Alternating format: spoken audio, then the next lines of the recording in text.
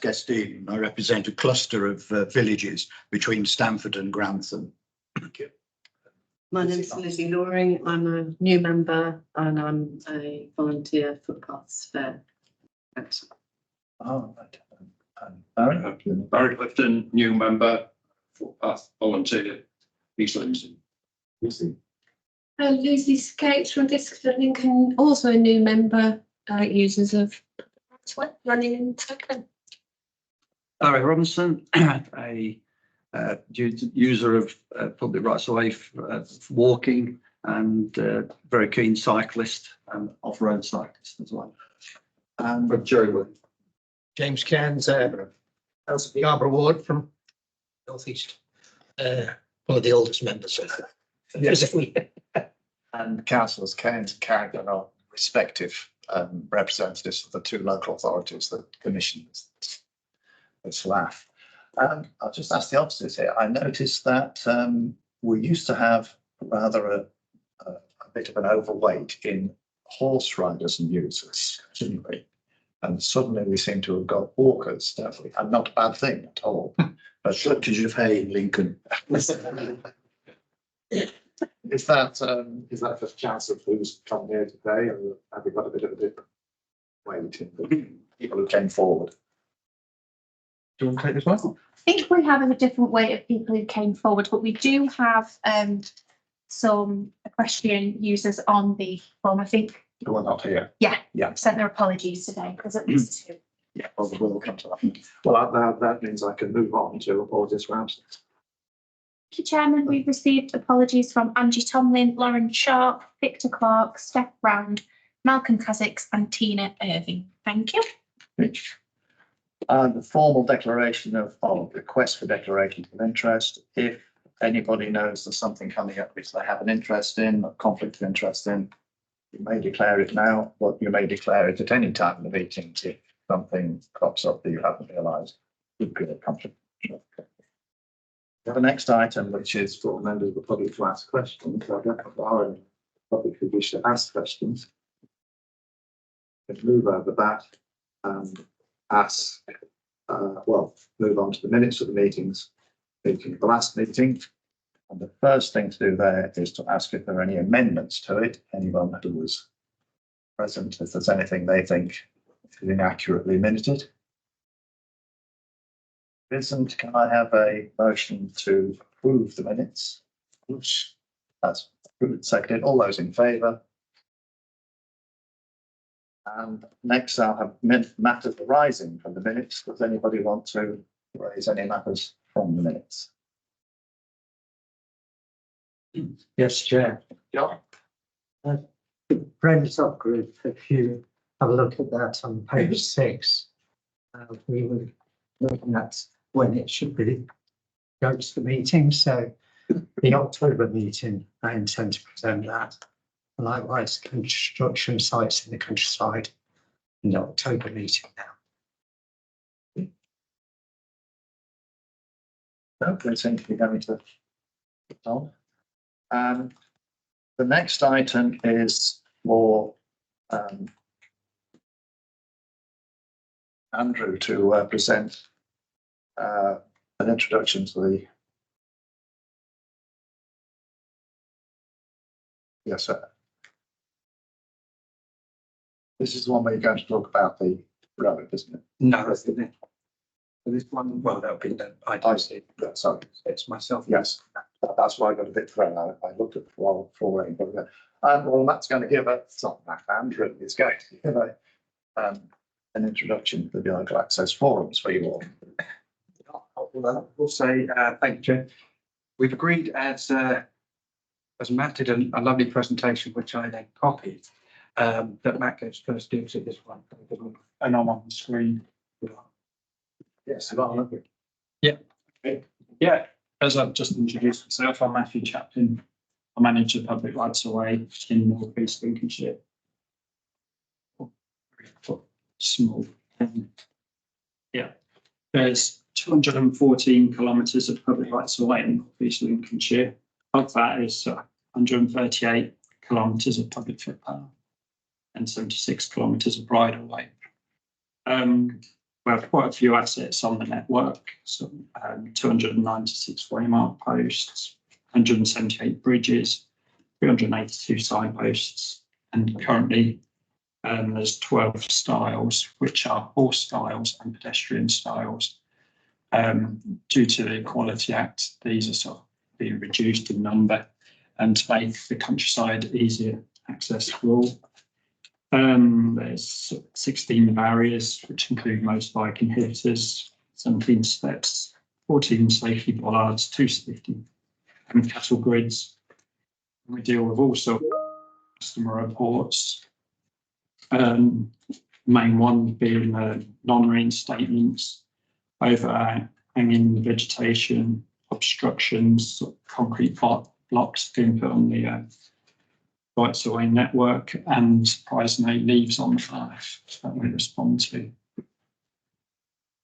Yeah, so it's not that just National Rail.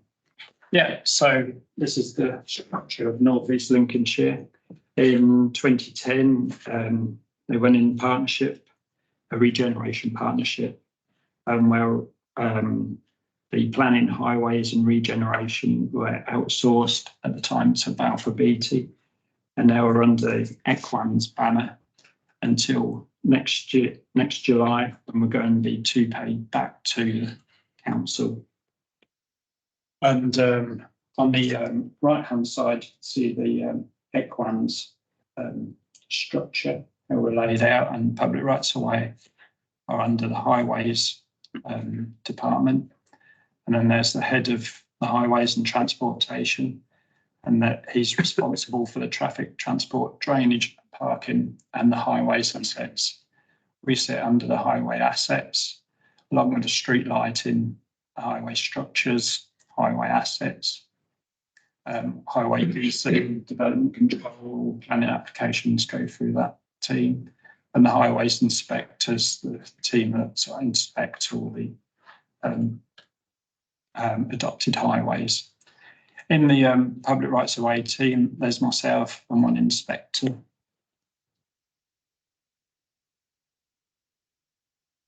Go to the next one. Yeah, and I'm responsible for the definitive map modification orders, the public path orders, the diversions under the Town and Country Planning Act and the Highways Act, and they're all sort of temporary closures under the TRO legislation. These can be from sort of developers wanted to close a public footpath because of construction's being run alongside it, so service provider wanting to close it, do some work next to it. Also, recently done the rights of way improvement plan, which is one of the stat functions we have to do. Responsible for the local transport plan projects, so have a few forward each year to improve the rights of way network.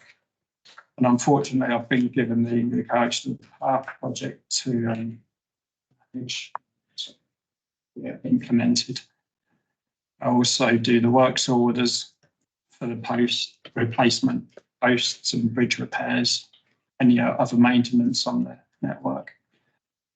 And also the freedom of information requests, so just general requests, and then responding to customer reports. And I have one inspector at the moment, and she started in January. Sorry.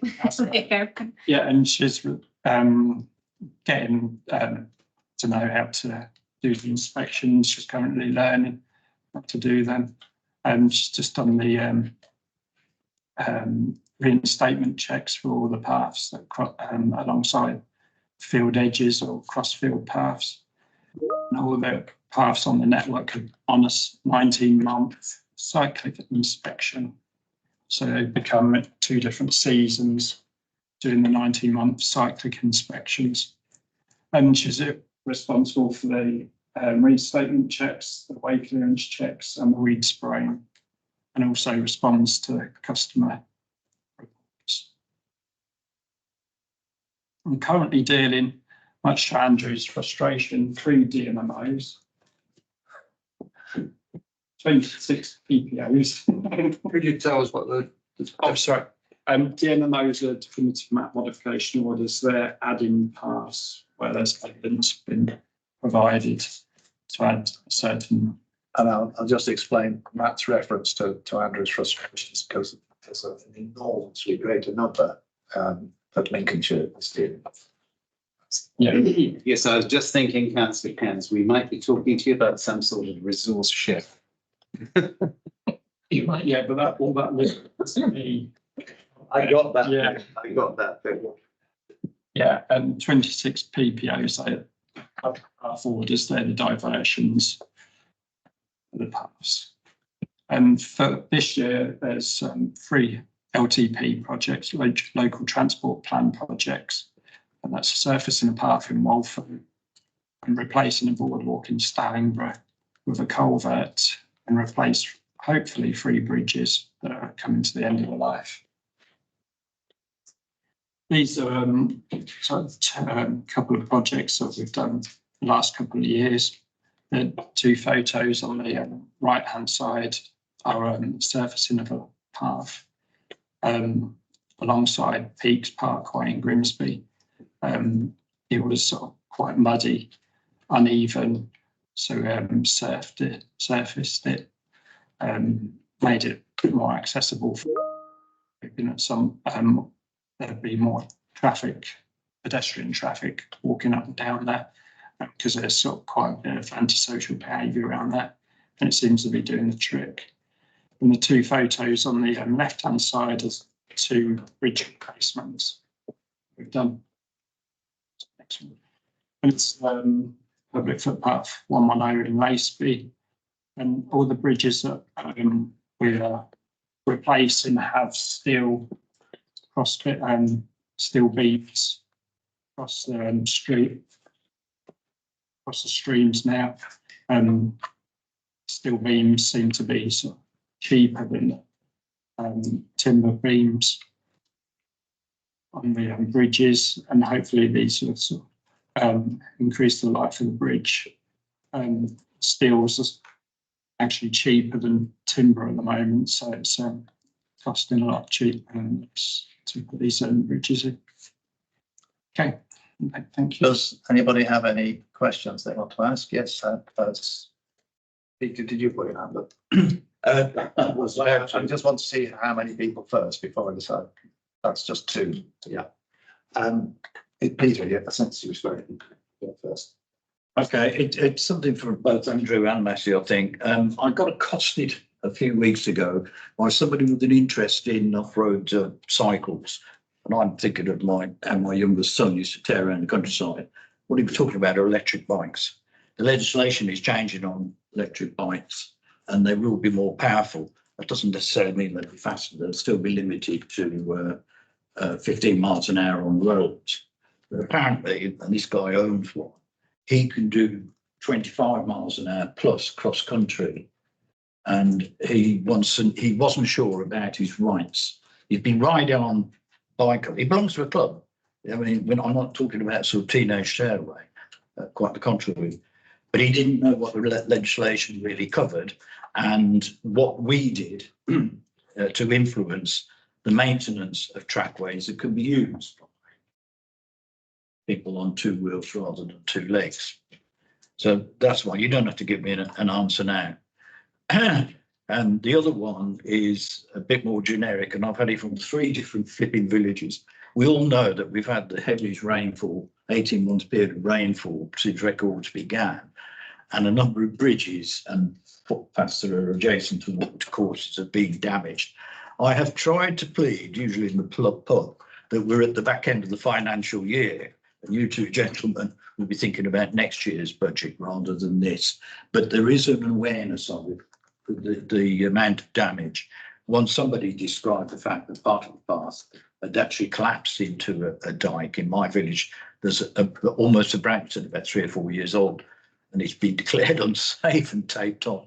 So that's one. How you get the word out, well, that's for you to decide. But I certainly would more than happy to go back for the cluster of, I have some almost 24 villages that I tried to keep in contact with. And the third one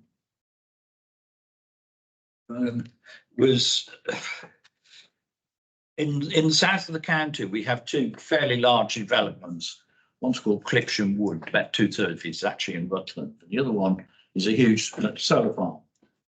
And fighting to ensure rights of way, not just existing ones, but the opportunity to create more countryside access when big area developments. Clipsham Wood is huge, you know, it's going to be another flipping Sherwood Forest. I think it's a substantial area. Do we take the lead on it?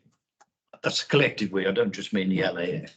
But should we be taking a lead on trying to influence how developers, landowners, or whoever's responsible improve countryside access, not just sustain the ones that are already there?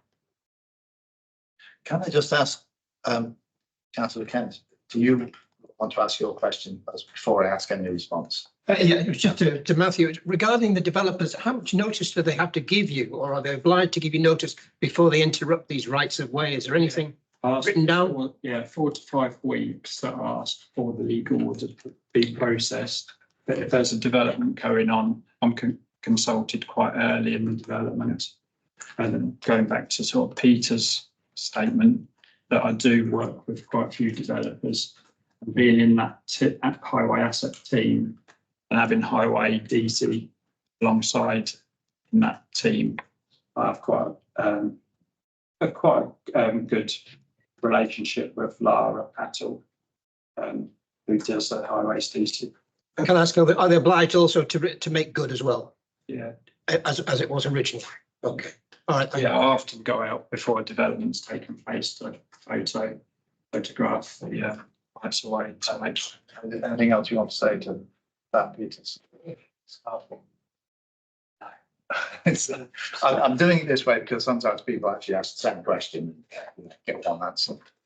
I've got a couple of points that I think would be interesting for people. No, you had your little structure chart, management chart, so to speak, but quite a lot of has been raised by these two members that the planning process impinges on the rights of way a great deal, and also, of course, you're doing things that require legal processes. How do you have a sort of people in the legal department to do that for you? Do you have nominated people in the planning department who liaise with your contacts? Yeah, you obviously don't have the expertise in your small team to do all of these things. No, as planning, we're now in one sort of large open plan office, and I can, I have to walk past planning to go into my. So you're so to use a term used in other contexts, embedded in. Yeah, and because we're in sort of the regeneration partnership, there's all the other departments, building control, and all in that office. So I have quite good relationship with the planning officers. But presumably the council has a legal department, does the kind of the actual drafting of orders, make sure that they comply or not. Well, no, that's me. Right. I draft the legal orders, then send it to legal to see if they've got any. Yeah, that's the main thing. I mean, it gets looked over by a qualified lawyer. Yeah. It has to. Yeah. Sorry. Go on, go ahead. Read the orders and the modifications. If you look at Lincolnshire, again, most times there's quite a raft of changes. Who thinks of the cost for them going in the paper? Is it the developer or the council? It's usually the council for the DMLOs. And is there any sort of address to the developer? Well, if it's a diversion of PPOs, then it would be the developer that pays. Yeah. Thank you. Barry? I was the chair of the Huntley Clay Neighbourhood Development Plan for many years, and writing the plan, we were influenced to write a green plan to support the neighbourhood. The green plan was how to improve access to the countryside, how to develop new footpaths. How would you look at that plan when you look at the Huntley Clay area? Holton and Clays Andrews area. No, but in principle, you can answer. Yeah, it's sort of, yeah, if there's something that can be added to the benefit of the public, then we'll certainly look into it if there's sort of development taking place. And we can get a footpath on top of it. I certainly sort of put that forward. So who influences the developer? In that team, it's me, Highways DC. I give you an example. We've got a issued railway line, and there's a big new housing development butting up to the railway line, and we tried to get the developer to make that railway line accessible for people to walk. The developer wouldn't entertain that. And I'd broaden that out a little and say that personally, I think these are the sorts of things that can be brought into the rights of way improvement plan, which we will be talking about its progress of development soon. At least I'm going to suggest that as personally. Just before I ask Councillor Carrington to put his question, Wendy Bannerman has just arrived. Wendy, because there's a lot of new people here, including you, I asked everyone just to introduce themselves when they arrived. So would you care to just introduce yourself? Of course. Sorry, I was stuck in the lobby. I'm based across the East and West Midlands, so excuse me, I've had a long journey, but I work full-time with the British Horse Society. I'm here as an interim member of your LAF to represent equestrians. Just one thing, I just forgot to say at the beginning, that I might seem a little bit unprepared for this meeting, and that's because I sent my apologies that I wouldn't be able to come because I got a hospital appointment that clashed with it. And in the middle of this morning, the hospital phoned and said, sorry, we've had to cancel your appointment. So I said, well, I will come anyway. And I wasn't quite prepared as I would have been if I'd been, knowing I'd been coming here all along. So I apologise for that. Over to you, Councillor. Yeah, oddly enough, we were just saying before you came in, do we have a representative for horses here? And she's arrived in the nick of time. I just wanted to pick up, Chairman, without, and you're right, a lot of this does fall into the road area. But I just wanted to pick up, you asked Barry about how and where the influence would come from to make sure with new developments that there are footpaths where we can get them. Part of that, declare an interest here, I'm also, in addition to being three kinds of councillor, I am a planner in public service. It's a retirement gig, but I take it quite seriously. I do very big applications in the east of the county. So when we get something for, say, a new housing estate or something like that, or indeed, as we've got going on around Lincoln, sustainable urban extensions, we try and build in what we call active transport modes or modalities, i.e. walking, cycling, riding horses, right from the start. So quite often, when you get a plan, I think of what I've got at the moment for a couple of hundred houses in the borough of Boston that did not have those, you go back to the developer and you say, look around the edge of that. Let's have a pass around the edge of it. Let's look at the way the public open space within that is linked. And you're also thinking there of nature as well, because you want a green corridor for wildlife to go through. So it does vary, and there will be developers who will just say, sod off, we won't do it, and if you refuse us, we'll appeal. That's part of the process. You always try and hope that your local plan, and here in this part of the world, the central Lincolnshire local plan was heavily revised to be much greener. That was signed off last April, so that's quite new and fresh. The local plan is really the source of the local authority's power to say to developers, thou shalt. And it's really important that we have that power, and that is increasingly used across the county. Wendy, you've got a hand up. Just to add to that, certainly I spend an awful lot of my time writing responses to planning applications, whether they have existing rights of way or there are potential rights of way to be had, or permissive routes at the worst to be had. And we have had some success, particularly with developments like solar farms, where there might be 40 years worth of paths to be had. I would urge people to consider bridle way status at least for any additions, because then that's more inclusive of wheelers, walkers and horse riders. And the other thing I would just be wary of, because it's certainly bitten me in a particular development that isn't a new development, it's been in situ about 5 years now, but where they have created pathways around an estate, because there are maintenance fees on those pathways, then residents have been very clear about not wanting outsiders using those pathways. So you've now got an island essentially, and you've got a lack of connectivity through one place to the next. Can I ask a question? Does that largely apply to urban areas? Because it doesn't match my experience in smaller villages. It's In terms of the resistance to having effectively a public right of way through a new housing estate. I can understand that in bits of Grantham, but in my village, people would almost welcome it, I suspect. I've never known anybody in a small village raise that sort of objection, but you tend to be talking quite small developments, of course. Yeah, that's good to hear. It's generally with the SUEs, I think.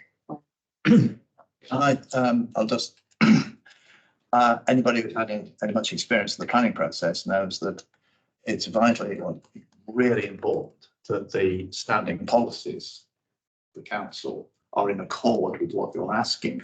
So if you have a development comes along, the kind of thing you were talking about using the railway, if you're asking something in the developer that your planning policies, the planning authority and the local plan, etc., doesn't provide for, you're going to have a damn hard job getting them to do it. But if you've got a backing of a policy, then you'll be likely to be upheld if it goes to an inquiry, if you demand something or refuse something on those grounds. Now, my view is, Andrew might have a comment on this when he's going to speak in a moment, that these are all issues which logically come within the remit of the rights of way improvement plan. And I'm not thinking, it's not just a matter of saying, oh, wouldn't it be nice to, or listing things that need repairing, or where, well, one or two places where there might be a new path needed. It's to have a recommendation or a policy that the council has, that's what the rights of way improvement plan should be, which ties in with the planning process, and which says that there must be planning policies which accord with the rights of way improvement plan. That's essentially what I wanted to say. If I'd like to move on and go back to the council to make his presentation. If that's okay with everybody. Thank you. Thank you all for your questions. Let me unplug it first. So there you go. Let's stand up. Find my voice carried more on standing. I'll do that. A brief presentation, primarily to help the new users to understand the purpose of the local access forums, and then also undertake give you an overview of where rights of way and access is for Lincolnshire County Council. So firstly, the purpose of the local access forum, as you will see in the next slide in terms of, it's a statutory advisory body. This means under the section 94 of the Countryside and Rights of Way Act 2000, all councils have to create a local access forum. Its job is to advise Lincolnshire County Council and North East Links councils, district councils and other bodies, what we call section 94 bodies, as to the improvement of public access to land for purposes of open air recreation and also for the enjoyment of the area. And also was added to that, public access to land in the area for any lawful purpose. So your remit is quite wide. It's wider than just rights of way in the countryside. It can include public access to land, any lawful purpose. The forum has a duty to have regard to the needs of land management, the desirability of conserving natural beauty of the area during your work. So its purpose is to provide strategic advice, so it influences the decision makers, and according to the direct quote from the guidance, provide independent, constructive, relevant, inclusive, incisive, and informed advice. So it's quite a big task. It's not a scrutiny or oversight committee. So whilst issues can be raised to discuss a strategic point, like we've done on our previous discussion already, it's not the role of the forum to look and fix specific issues. And you provide independent advice rather than being a scrutiny committee. The overarching aim is for forums to set their own agenda. We, as officers, will provide information and advice for the forum, but the success of the forums nationally will be dependent on it being able to maintain and set its own agenda. So we would, officers would struggle to provide the amount of work for you in those, if we were doing it ourselves. Yeah. One step ahead of me. There we are. Statutory bodies that receive advice from the forum, so the Section 94 bodies, they have a legal duty to have regard to any relevant advice that you give them. And in all the advice, I'm going to provide a little bit of a blurb that's recommended to go on the end of any particular letter that reminds them of that duty. That will help with the raise the power of the lecture advice, essentially. They aren't bound to follow the advice, but they must take it into account. So they can't just ignore it. And they should be responding on the ones there. So that's a very brief overview of local access forums. I'm happy to go into it in more detail, but I felt that would probably be all you need in one blast. On to other matters. Let's talk about Lincolnshire. So we're a little bit bigger than North East Links. We've got 1,883 miles of public footpaths, 514 miles of bridleway, 90 miles of restricted byway, and 20 miles byways open to all traffic. So to give a brief overview, footpaths are for on foot, with a dog, a wheelchair is allowed, but essentially it's just on foot. Not allowed even to wheel your cycles through, technically you have to carry them. Public bridleways are for footpaths plus horse riding and cycling. Restricted byways goes a little bit further than that. It adds what we call non-mechanically propelled vehicles, which is in reality horse carts along the bridleways. And byways open to all traffic are exactly that. We call them boats, but they are effectively the same as a normal carriageway. With a few exceptions, byways open to all traffic have a particular category, and it means, this is going off memory, do apologise. You can use them in the way that normal carriageways can be used, but they are predominantly as bridleways, effectively. So when you have a byway open along traffic that is used more by vehicles than it is by people on foot and on horseback, then it ceases really to be a byway open to all traffic and should be recognised as something else. It's a bit of a technicality, but it does matter when we're talking about what type of use and specifically what type of maintenance. Percentage-wise, we're looking at 75% public footpaths, as you can see, 20% bridleways, 4% restricted byways, and only 1% byways. That's about standard for authorities across the country, with the exception of my previous one, which had more byways for various reasons. Moving on from that, the organisation chart, I've split down into 3 areas, so you can go from pretty much the Assistant Director of Communities, goes to the Head of Environment, who used to be in my role, Chris Miller. He looks after me, along with Sustainability, Flood and Lincolnshire Wards. And then I have 2 teams and 2 sort of, I will call it a team anyway. We have the senior countryside officers that look after maintenance and enforcement. Also, just bear in mind that nobody has got a chance of being able to read those names from across the room. fair enough. There isn't names on it, What but they are when you point at them. that's okay. This area is maintenance and enforcement, which consists of 6 people plus 1 supporting. We have definitive map team, which is again another 6 people. We have community countryside access and community projects, Debbie over there. And we have a national trail officer, who's David, who'll be coming to the next meeting, and he looks after the implementation of the England Coast Path for Lincolnshire. So that's my team and where we sit in the whole scheme of things, but do apologise about the size of the screen. I think that's it. There we are, current workflow. Yes. Our DMMO backlog is 492. And I would like this one. We've currently got 21 under active investigation. We've currently got 17 public path orders under investigation. And we are looking at what we can do in the team to try and boost that, streamline our processes.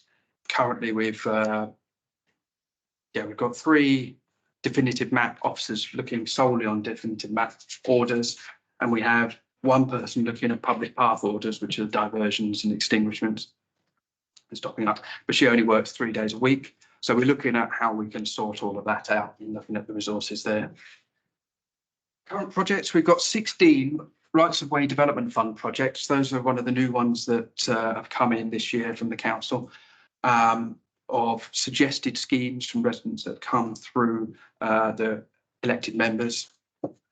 We have a proposed traffic regulation order at Souston Lane and the Drift and repairs to that. That's coming in about just under £300,000.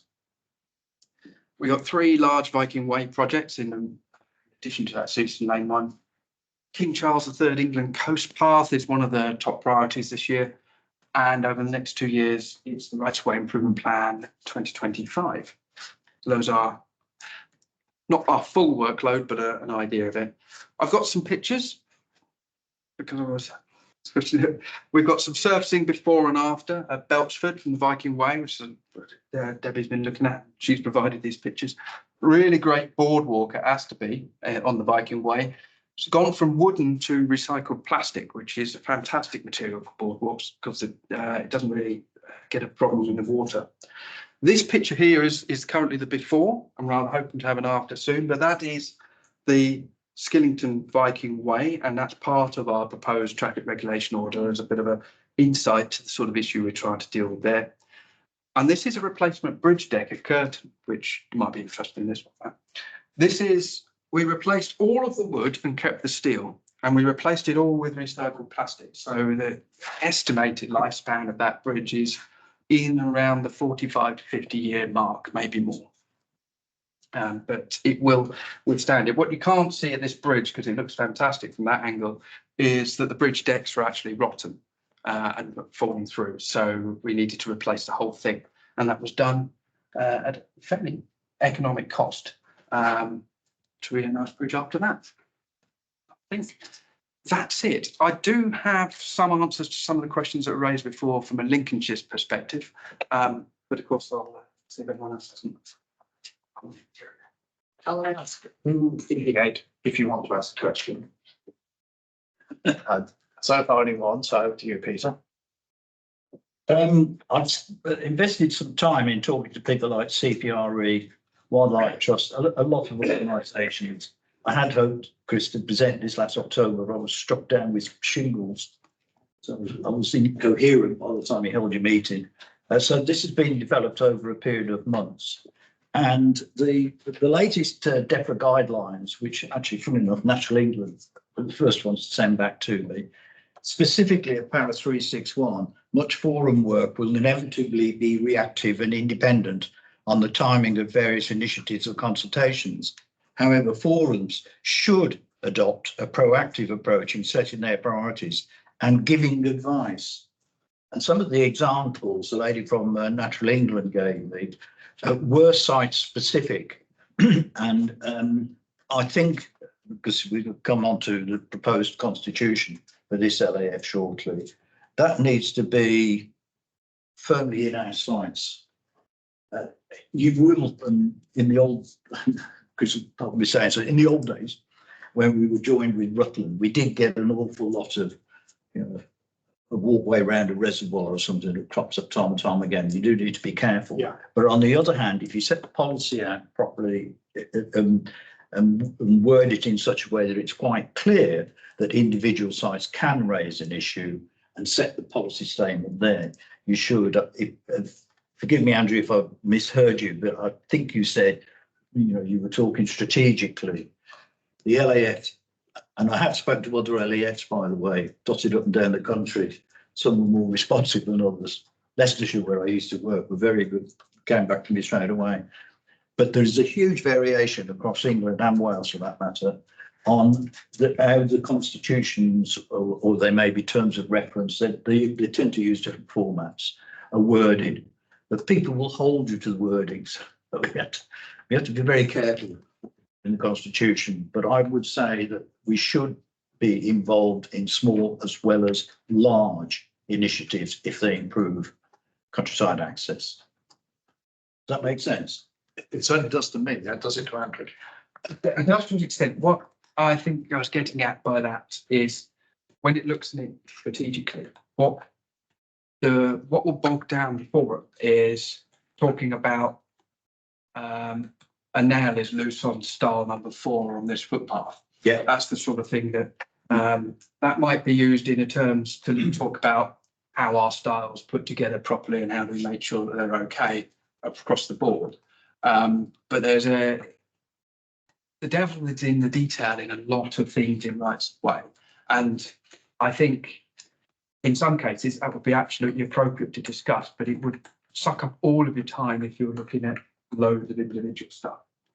So I think it's maybe the best answer is to have that balance. Like I think you're getting at there is to look at. Yes. There needs to be a reason why it's being discussed in this sort of forum element, rather than just as rather than being discussed between officers. And the second one is with GMMOs.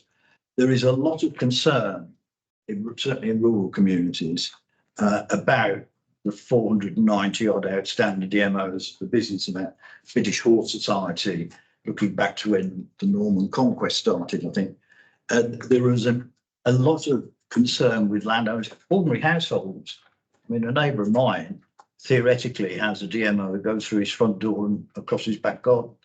And Chris knows I've raised this before, but I get my ear pinned about it at least 2 or 3 times a year by people who want to know what's happened because they have been notified that as a historic PROW is going across their land or through their front room.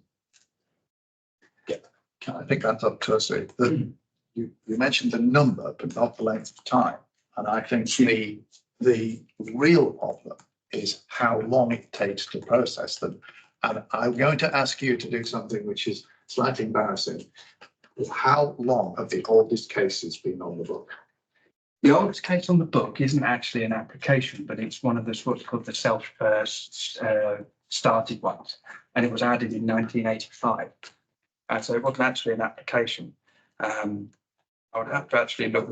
It still comes up on your table. One which still hasn't been processed that was an application. That will take me a little bit of time to have a Well, look. roughly, okay. Just, We are going back to probably in the early 90s, Owen. we're going back into the 80s, I can tell you that. We're going back to the 80s. Quite a few in the 1980s. So, yes, we have an absolute lot. We've had, well, over the last 2 years, 200 that have come in, over 200 in fact. And actually, whilst you mentioned the British Horse Society, the historical rights of way applications we've got have not come from British Horse Society, they've come from footpath interests instead. So this is in reaction to a number of legislative changes that are coming on. It might help if I explain the sort of process. When at the current time, the legislation allows you to claim for historic rights of way which were never put on the map in the 1950s. And that's perfectly fine. People are able to do their research, submit the research to the council and claim for a right of way. When they submit that research, they're expected to notify the landowners that they've made an application. And this is where a lot of people have had these notifications that have come en masse. So they get a letter from the applicant themselves. There's a special form. And where they cannot be identified, there is a site notice that is allowed to be put up as well. So that's what's caused a lot of inquiries that have come in because of these things come out of the blue. And from a landowner's perspective, you can certainly see their concern because this would not have come up in any house sale. It's not part of the official record. There isn't a list of everything that's not been claimed. So unless it was something really patently obvious when they purchased the property, this will come out of the blue and it causes tremendous anxiety, as you can imagine. I'm going to stop you there. That's not quite as simple as that because many of these applications have been there for in cases, decades. And the landowners, the property owners know about them. They've known about them for years. And when they come to want to sell their house, then that's when it becomes a problem. And it nags away at the back of the mind. And I would say pretty much always, nobody wants to demolish a house that's been there for years. I mean, it's not going to happen. They're always resolvable by a diversion or something, but it has to be processed before you can do that. And so there's this kind of, it's almost like a planning blight hangs over people who have things unprocessed, the process has been started, but it's never been finished. I'm sorry, I'm beginning to sound like a campaigner now, and I should be just. No, you're absolutely right. So what I was outlining was what happens at the start. And it sits in the list that has to be processed. The council has to look through all the evidence. It needs to make a determination, and it really should be doing that within 12 months. We haven't been doing that within 12 months. No, yes, it has to make the determination in 12 months, but having made the determination, they sit there for, in quite a few cases, decades. Well, in which case, I'll go through and see which ones have actually been determined. But the case is that the number that I was giving are the ones that there hasn't been a decision made.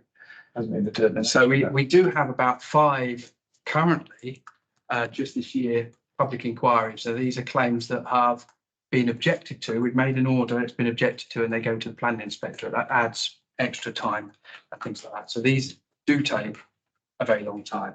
As I said up there, we are looking to streamline that. I'm looking to get to the point where we can make a decision within 3 months. Thought I was on.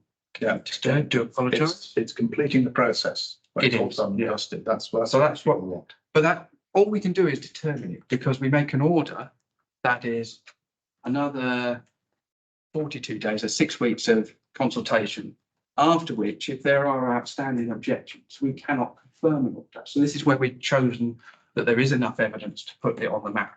If there is objections for any reason, we can't overrule. It has to go to the planning inspectorate for a determination. But again, the problem has been that the council has not been forwarding them to the planning inspector. Well, I think in this, the ones that we have, that is effectively where it is. And so I take your point on where we are with the historic DMMOs, but we are looking into where we can go through with them. But I'm just trying to outline the process of where we're at. Yeah. Sorry, I'm in danger. If you lost the thread of what your question was. I've led you down and it's a rabbit hole. So you can claim these historic rights of way, and that's what's happening. Legislatively, that is changing. So in 2031, you will no longer be able to claim rights of way based on historic use. You know, the pre-1950s maps and all the historic maps, you know, that something was in existence back in, you know, Norman times. That will cease. So at the moment, we're experiencing a huge burst of applications that are looking to get in before that cut-off date in January 2031. The government have got new legislation coming in that not only puts that cut-off date in, it also creates a power for what's called a modification consent order, and that will allow, because Chris is quite right, when you get an application that goes through someone's house, and the house has been there for 100 years, but the maps show that there was a right of way through it 200 years ago, we have to go through and only follow the evidence. So we'd have to add the map showing a right of way through someone's house. We would then make a diversion order, which can be objected to, and we might end up with an elongated problem. Modification consent order will allow us to recognise that there was a right of way and move it to a more convenient location. At the moment, we don't have those powers, but it will make things smoother in some cases, but there are also going to be a lot of cases where the landowner doesn't want it at all. And it also it puts in something called the right to apply, which allows landowners to apply to divert a right of way. And it isn't a right to have a diversion, but it's a right to apply for one. So they changed the balance of what we look at to take into account rights of way that are more closer to people's residences and gardens and things like that. I've got this nagging feeling that I haven't really answered your question. I'm now getting confused between, are these changes, the original guillotine, maybe serves me, was 2026, are they regulatory or are they statutory? In other words, have we got to go back to law, to Parliament to get the changes, or can the Secretary of State make a regulatory change? The situation with the 26th one was that it required under the original act a secondary process to I knew it was delayed. I didn't know it was to 31. and the government decided simply not to implement it. Yeah, and it was within the government's power to do that. So although it was a legislation, it's just and so what's happened now is it's introducing new legislation to have a new cut-off date. Well, they had the power to, they hadn't activated it. So in the Countryside and Rights of Way Act, they had the power to activate the 2026 cut-off date. They were allowed to extend that for 5 years without needing to go back to Parliament, which is what they've done. And they've activated the 2031, the longest period that they can do. There is, I'm just looking for it in my notes here, and there is actually some update I can give you. All of the changes I've just said do require going back to Parliament, and we do have regular discussions with them about finding out where they're at. So I'm just going to try and find, here we are, update from the 17th of April, which is they are outlining the proposals for the process. They intend to lay secondary legislation for right to apply in June and July this year. The definitive map modification order reforms are December, and what's called the exceptions regulations are in early 2025. So that is the deadline for being made to the Parliament. So they're not just in the. We're actually getting into too much detail. Sorry about that. I think a short brief, Andrew, circulated to the members would be helpful, because I've looked at so many websites in the last 3 months. I'm getting sort of IT blind. And interestingly, I had a conversation with CPRE, and I think the other one was Rural Housing Association. They gave me contradictory advice. Yeah, it's not an easy thing to get your head around if you're new to it, and it's got to be an ongoing process for new members to be go. Yeah, I mean that's something to come on to, is how we communicate as well and how we can share information. Wendy, Just briefly, the other route to apply is through user evidence. And although there isn't the urgency in terms of the legislation and the cut-off date for user evidence claims, but there is urgency if you've got people who've said they've used a route for the last 20 plus years. At some point, they may not be available to us to stand up to that evidence. So there's also some urgency there, isn't there? And that is another way that people may apply for a right of way to come to being. Yes, that's right. And thank you for mentioning that, actually. User evidence is one of the ones where, because it is perishable, we do look to do those earlier. The current policy that we have for the prioritisation of definitive map modification orders is date of receipt.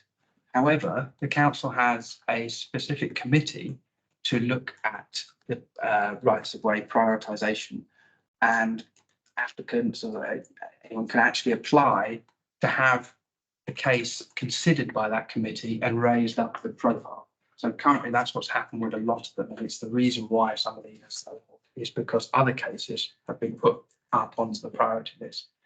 There is the element of how long are we taking to make the determination. I do get your point there, and that's what we're looking at to streamline.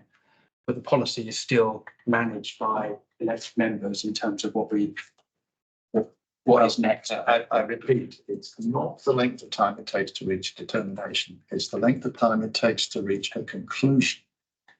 Regardless of whether there might have been a long time to reach a determination and a short time to an order, there might be a short time to determination, a long time to an order, the order might be made, and then there's a long time before it's submitted to the Secretary of State, which I say has in some cases gone on for decades. You've actually made the order. If the period for objections has been completed, the objections have been received, and then nothing has been done with it for 20 years. Can you let me know which ones that are? Well, I No, don't- I'm looking today. Yeah.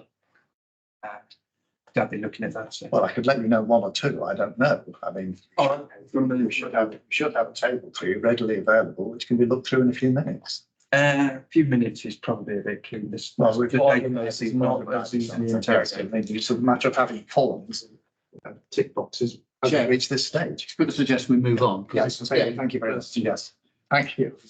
I'd like Okay, quickly, if you're allowed, just to answer some of the stuff you mentioned before. Electric bikes is, there hasn't been any change made yet. There's a consultation which ends on the 25th of April, seeking proposed changes to the regulations on electrically assisted pedal cycles to go up to 500 watts to 250 watts and to allow them to have a throttle assistance up to 15.5 miles an hour. So that's currently the one that's the changes that I'm aware of. It's at consultation stage rather than making a decision stage, as far as I'm aware. I know that the Institute for Rights of Way Management have submitted a response. I know that the Space Society have, and I imagine those two others that Will these electric bikes count legally as it's the same as pedal cycles?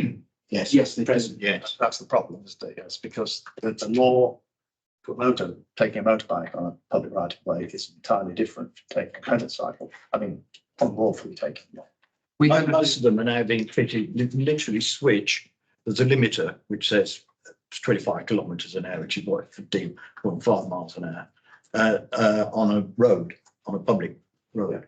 But off-road, you can flick this switch and get 25. The guy I was talking to reckons he can get 35 plus out of his. That does not bring it into the legal prohibitions on driving. No, as long as That's a it's, as long as serious it's, as long as it's limited. What doubling the power output does is it gives you an awful lot more torque, which is what's attractive to the off-road bikes. Yes, but taking a motor vehicle or motorbike on a public footpath is a specific offence. Riding a pedal cycle on a public footpath is not a lawful right, but it's up to the landowner to do something about it if he wants to. Yeah. That's a serious concern, I have to say. It is one of the Institute of Rights of Way has actually highlighted the issue of enforcement, the fact that they can do this. But effectively, from a maintenance perspective, we're not expected to maintain them for these sort of vehicles.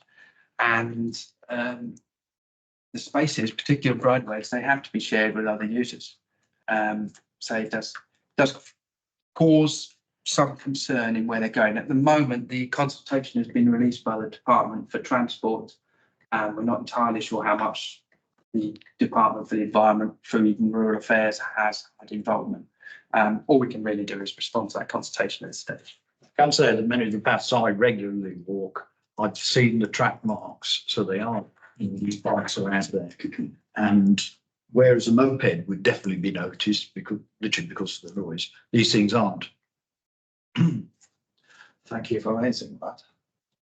I think I need to be moving on. But these are all things that we can return to. I will be returning to. I'm going to move on to item 5. This is Emily's. Terms of reference. Thank you, Chairman. This is just asking the forum to approve the terms of reference, which are included in Appendix A of the report, and they've just been written to ensure that we operate in accordance with the legislation and guidance, and then for the forum to approve if they're happy. Does anybody want to say anything about that? Or do you want the time to question those? Yes, John. Yeah, there's just one thing about the report to Natural England. We've not done it. It is in there, isn't it? I think. Yeah, we've not done it for some years, and we felt it was helping us by saving us time, to be quite honest. Natural England haven't tended to chase us up because they've not got the staff. So whether we want to leave that out. Yeah, I think that's just been included, because it is within the legislative requirements, but, if you want to, we would still be required to do it, whether it's in there or not, but we can take that out if that's what the forum wish to do. I know that, I don't know the background of. I mean, It's used to take some time, certainly in the Leicestershire Local Access Forum. And it's whether we feel we've got the time to do it. Chris, do you have a view on it? I just draw attention that we have 2 Appendix A's. The ROIC is listed as Appendix A on its own front page, I do apologise. just in case anybody was looking at that by mistake. Well, can I move to just approve this then? I think as a draft, I'm still collecting data. There's one point, for example, I've discovered, and it's partly because I speak not infrequently to the Woodland and the Wildlife Trust. But in other counties, there are either forum members they're representing, and likewise the Forestry Commission. The issue around open land is a curious one. Of course, the Forestry Commission have pretty well said all of theirs is. Doesn't stop them growing brambles everywhere, so you can't walk through it. That's nature for you. Is that I think there are other bodies that ought to have a say in here or be involved. And I've got 2 or 3 copies. The Leicestershire one's the only one I managed to print off before I ran out of ink. But I want to do a comparison with some of the other terms of reference. Constitutions use different terms around. And I've been in touch with, I've had 15 responses. I only started that exercise at the beginning of March. Organisations like CPRE, Natural England have been extremely helpful. But interestingly, if you go to the website, there is no consolidated list of emails for the clerks to local. So you literally end up doing a Google search around all the counties. Some were easier than others. But certainly note on our adjacent counties, the 5 East Midland plus Cambridgeshire and Yorkshire, would be worthwhile. What do they say? Some LAS don't have anything. Some will simply quote the original DEFRA guidelines. Others have put some thought into it and how it's relevant to their particular area. So I'm more than happy to say, yes, we'll accept this as a draft. But I think a little bit more, what's the word I'm looking for, comparison with benchmarking against other counties.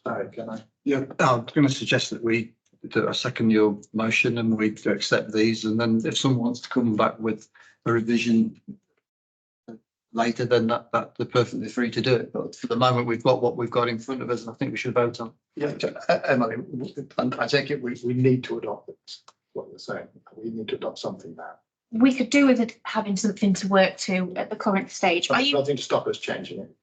No, it's for the forum to change it. So if you want to bring this back, as long as it's in line with legislation and we've taken it through legal things, we can bring it back and amend it at any point. Can I have a show of hands on people who think that we can accept this as for the interim, but a show of hands for people who think that we need to have an active consideration Which one? of a broader one? So which one are you saying with the 2 hands for? I'm not asking you to vote on this yet. Well, I'm just saying we'll put that to a vote in a moment. But once we've done that, what's the feeling that this isn't really adequate? We want to have a view to broadening it out, changing it in line with the way that Peter suggested. All those who think that long term we need something different. Well, compared to October, for example, you've got a good representative group this time. Yeah. Does anyone who's against that idea think it's a bad idea? Well, we've got, So I'm not sure what your question you're asking. nor am I. Yeah. I'm sorry. Yeah, that's just simply say, are we happy to go forward, or, and then show of hands on that? Okay, we'll do that first. Yes. Can I have a vote on a proposal to approve this? I've forgotten the word now. Terms of reference. Right. Right, okay, and all those in favour? Is anyone against? So that, well, okay, it's one against. But do we, it's passed anyway. Okay, I'll do it as a straight vote then. Those who would like to have a review of the terms of reference, no more than that, just to hold a review process for those terms of reference. I'll say that. And who's against that? Is that give us a Yeah, can I just clarify, Peter, are you talking about breaking down the membership? Because we're sort of defined by them the three categories: users of local rights of way, owners of or occupiers of land, and other interests. Are you talking? That's not, I haven't got, Emily, it's not a specific one. I've just generally. poured through the latest DEFRA briefing, Yeah. you know, literally line by line, and compared it. I thought this was a draft, to tell you the truth. I didn't realise that it was a sort of intended to be a finished article. And I found differences between the DEFRA guidelines. Sometimes it's just a word, sometimes the meaning is nuanced. But I have found it informative to look at the TORs, constitutions, or whatever other LAFs have produced over time and see, you know, plagiarism rules. Can I ask, would you be willing to prepare something for the next meeting? I've already started. Good. Can I consult with you, and I can do some research? Yes, So perhaps we can look at how we might be able to bring it back. We're only talking about starting a discussion. Yeah. We're not, you know, it might at the end of the day say no to stay with what we've got. It might be that the kind of things you want to do aren't really appropriate for this document. They may not be relevant to They might Lincolnshire. be better, or they might be better off including them in this. Right, thank you. So that's item 5 is now dealt with. So now we're on to the ROIP. Joe, you're going to talk. Yes. Okay, so one of the largest tasks that I've got over the next 2 years is to refresh our rights of way improvement plan, and I've prepared a report for the forum.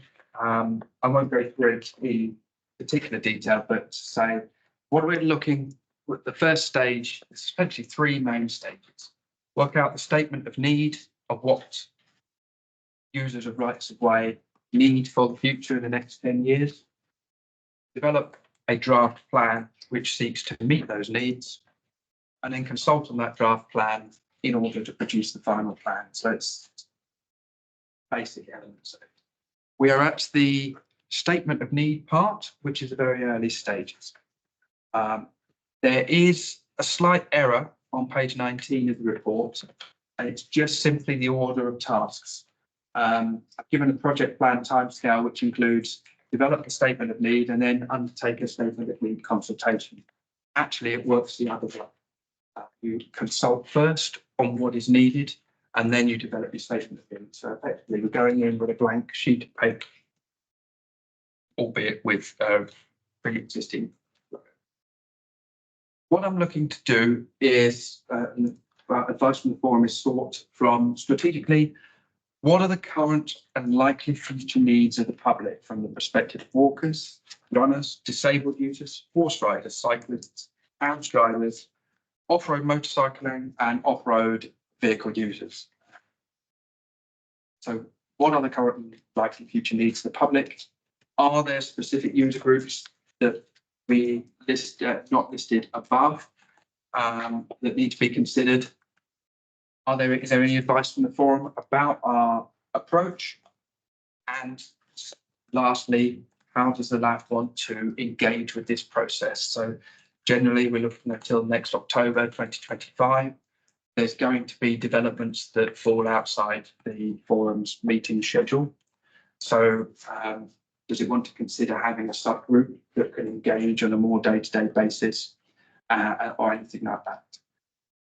Happy to answer questions. I'm not proposing to read out the report, but just get into the detail about what you think we need. In the report, of course, is the existing rights of way improvement plan, which expired in 2012, and the draft, which went to a consultation but hasn't actually been formally adopted. That was from 2014. Given the length of time between that draft now, I felt it more prudent to start again with this statement of need. I'm happy to take advice if you think that's the wrong approach. Over to you. Let me just say. Oh, good timing. It does need review. I'm going to give my apologies anyway. I've got a hospital appointment to go into. Oh, you too. So read the sort of the plan and maintenance and our budgets. It's sort of going to be put in climate change with the wet weather and how things are growing more. I'm just thinking basically on cuts, how many times rights of way have cut, and it's 3 times now, but as things are growing, it's damper. We can see already things are growing. Consideration moving forward over the years if something round weather is changing, how that's going to affect the rights of way. It's probably not a chance to have a look, but that's just a thought. Read how the weather is affecting footpaths. We've had that discussion of being washed away past bridges, so that's something sort of for the future. So Can I put a term for that? And that's looking at threats. yes, Does that make sense? Yes. It's used in other aspects, Yeah. dangers, risks, dangers. yes, yeah.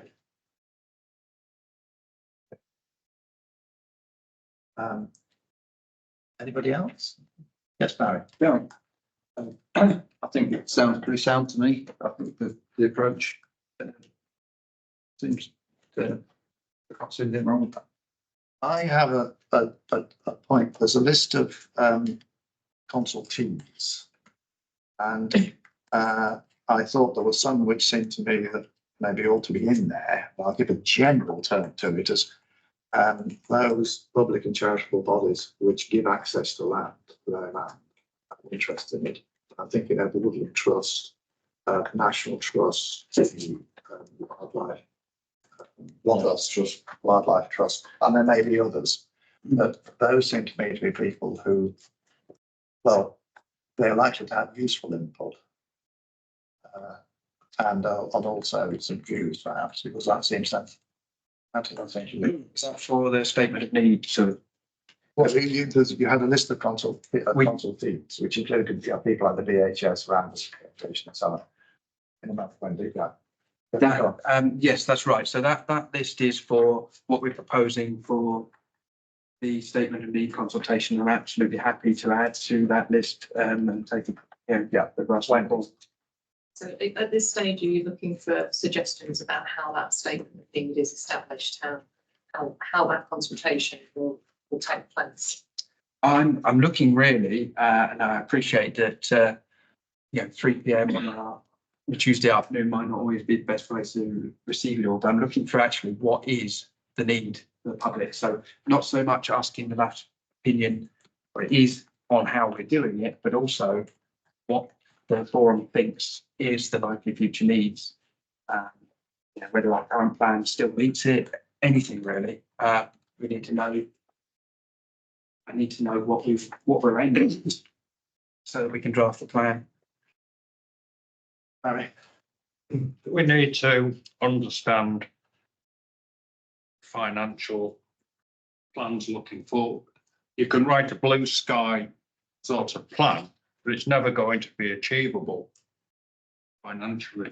So do the two not need to work together? If we read these documents now, a number of times it said limited by finances, limited by finances. So write a plan that's not achievable. Wasting time. I can certainly take your point there. The guidance actually states and recommends that we do have ambitious plans that don't necessarily match the existing financial arrangements. I do, fully appreciate where you're coming from there. You look at a plan that says we don't have the money for this. It's the writing of the plan and putting it down as what we want in the future enables us to look at gaining that money either from potentially development contributions, from grant funding, or from the capital funding from the council. So guidance wise, it's telling us to disregard whether we've got any money right now, but think where we need to get to in the future, which is what it's trying to do. I think how much it's going to cost and subject to financial sort of stuff is our way of tempering and balancing that ambition. But it's helpful to still have that ambition, because otherwise we can't go to a developer and say, we would like this here. They will say, oh, where's your strategic basis? Where's your policy basis for making that request? If we don't have that, we don't have it in the plan, they have a much easier way of telling us no than they do if it's already in a strategic plan. One of the things I didn't mention before was just on the planning grounds, as well as the local plan that Councillor County mentioned, was also the national planning policy framework specifically puts in that proposals should look to improve green spaces and rights of way networks. Go back to Wendy's question, and I'll pick it up. But asking us what we think the need is. Well, I'm a great believer in objective information gathering, and I don't know. And I think probably everyone here, if they're on the site, well, I don't know, because to assess that requires a process of consultation. Now, it might be that a lot of that information is already derived from various kinds of public surveys, various bodies of research into things like the benefits of walking for health or exercise for health, all kinds of things like that you might be able to gather in. But it requires a degree of expertise to gather that kind of information. And if we were going to give advice, it would be much more likely to seek out that expertise and use it to get the information you want, which is what is. Does that make sense to you, Brent? Yeah, I was just thinking of another authority that are going through this process at the moment, and we've had some involvement with them in the VHS. And they've had a formal online consultation, which has had some engagement. And then we've tried to sort of tackle things from different angles. We've run focus groups with equestrians across the county as well, and done those sorts of things. And in Warwickshire, they have a consultant who is doing his work around the railway. So somebody independent, but somebody who has experience of having done that work as well. And yes, I mean, I can give lots of facts and figures about the 22,000 odd horses that are in Lincolnshire. And so if that sort of data is useful, then very happy to provide that. Yes, it's just thinking. I'm thinking that to get the really hard information would be too expensive, fresh. But I'm thinking that there is probably a lot of national research and general public opinion, public demand, which could be applied anywhere, more or less, on these similar kinds of areas, very reliably. And there might be other more specific material available, but that kind of desktop search for objective emphasise evidence, which will come from all sorts of different causes. Like I said, there's a health campaign, so there are obviously the lobby groups for different types of users. Tourism as well, I think,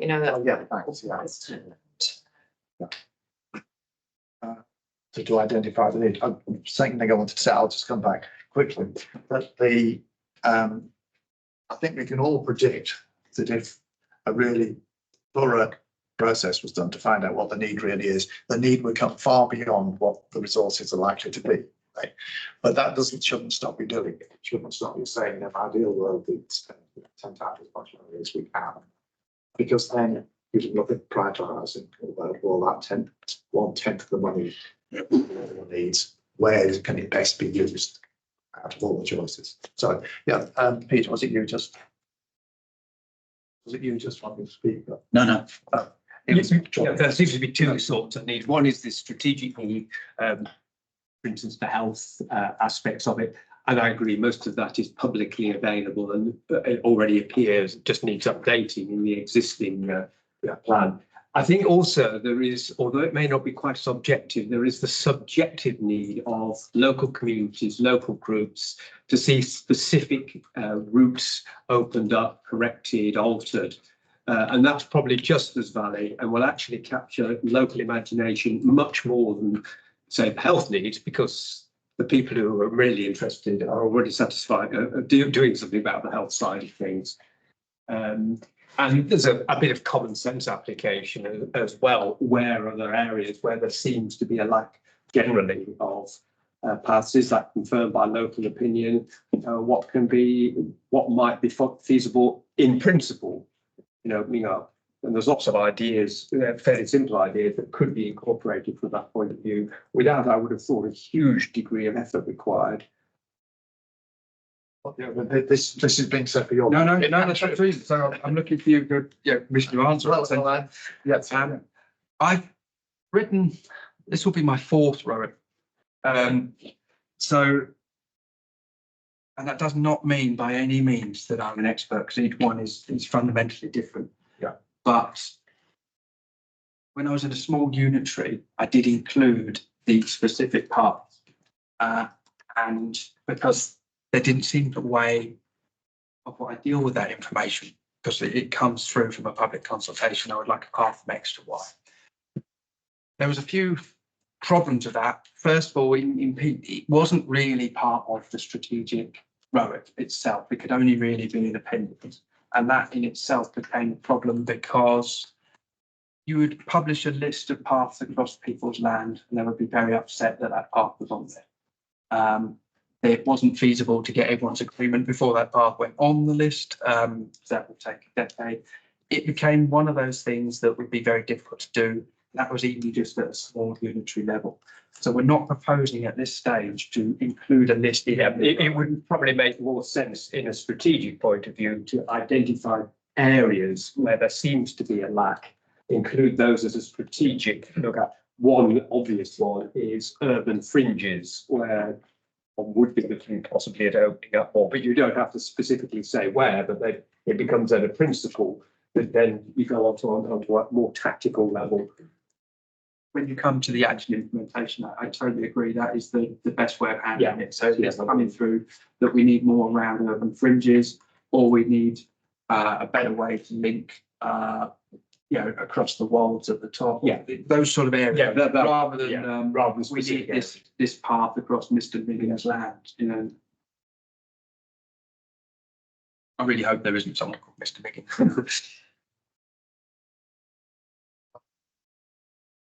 Yes, in fact, I was going to make a very similar point to the one that Ian has made, and I absolutely endorse this thinking about the strategic and thinking about the tactical. But you asked what we think the future need would be.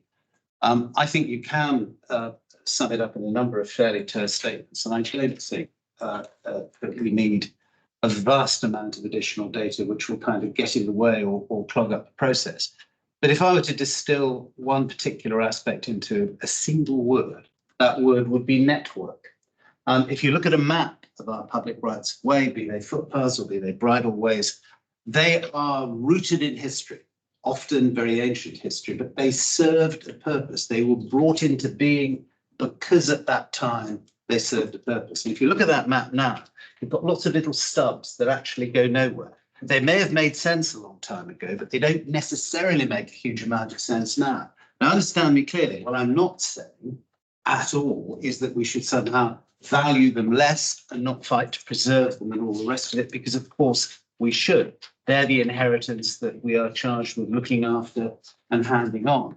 But it does seem to me that when we look at the title of this document, by the way, I think it's very good, and when we look at ways of achieving things to do with both the section which looks at analysis by user group and the sections looking at thematic chapters, that is to try and make the network we have got, or the resource that we've got, more joined up, literally, as well as thematically and strategically. That may operate at a local level, and I think you make a very good point about urban fringe. It may operate at a less than local level. So I'm not saying that, for example, we just look at the long distance footpaths, we look at local use as well. That making more sense of the map might help us when we look at the 1,800 odd miles of public footpath resource that we've got just in Lincolnshire, plus what we've got in North East Links. It might help us perhaps to prioritise and direct our thinking when we ask ourselves, what do we want to do to improve this network? Literally joining things up for pedestrians, for horse riders, and let's not forget the cyclist, because we really need far better cycle routes than we've got. It is terrifying getting on a bike. A member of the executive of this council persuaded me to go out to Giant and buy a bike about 7 or 8 years ago now, which I do use. Unlike her, and she can do 50 miles on the road, I can do about 50 yards. I get really frightened cycling on a road. I'm very lucky that in my district ward, near where I live, which is close to Lincoln, I can drive for 5 minutes or 10 minutes and I can access the Riverside Way, and there are other cycle paths. We need more of those. But the theme that I would look for in terms of realising the outcomes of them is a more joined up system, so that we should set ourselves that target that at the end of 5 or 10 years, or however we do, we should look at ways in which we're going to assess have we succeeded or have we not. We should be able to say we've actually joined this up more, and that has encouraged a greater level of use. Because if you build it, they will come. And a lot of it is there, but you can't get it in. Make a recommendation. I don't know if you're aware of the organisation Slowways. I've heard of Slowways. It's a national remapping organisation which is trying to produce and encourage people to use routes from housing areas, villages, cities to the next one, and to triangulate them so that they go in a circular way. They're building up an amazing database which encourages people to say whether it's accessible to wheelchair users, cyclists, walkers, whatever. They say where there are refreshments on the route, on bridges, styles, how wide they are, all those sort of local knowledge, which is really important. And if we can use them to as a link maybe on a website so that people can find out more about the footpaths before they go, so that they can plan. Am I going to be able to make this route, or are there cattle in a field halfway along? It's that sort of information which will encourage people. And as Councillor Carrington just mentioned, is their route not going to be there because there's a break in? Yeah. And you've just reminded me the kind of thing you're talking about. I know the Ramblers often talk about the steeple to steeple paths, which are usually historic, and you will often find if you're walking on one of these old routes, you see the steeple in the distance, and you can imagine maybe 200 years ago people were walking across open fields, and they were heading towards that steeple, and that's how the path came to be where it is. And it often follows a very natural route. Chairman, through you, I think this raises an enormously important point. By the way, I'm familiar. They email you to sign up to them, Andrew. You get an email about once every 5 damn minutes, which is a bit rude. But nevertheless, they are an important resource. But the point that I take is that when we assess the success of the ROEP, it's not simply in terms of what assets have we preserved or created and how it looks on a map. It is the practical usability and the level of use that we facilitate and encourage, which should ultimately be the standard by which we're judged. And although they do contact one remorselessly, they are very good on social media, and that introduces a whole new generation of people to accessing the countryside. Just one point, Andrew, to all the officers. we've seen two maps today which are typical of rights of way maps. And they just show the public footpaths and bridleways, and they don't show the roads. Yes. And it produces rather a nonsensical appearance. I've seen so many of these, and you're not, you're not the chief offenders in this, it's other people. Because often I know, look at that, it's a complete dead end. And actually it ties into a very quiet public road. It's got, it's very nice to use. And I do think that in preparing the rights of way, the road, can we bring into it the minor roads somehow?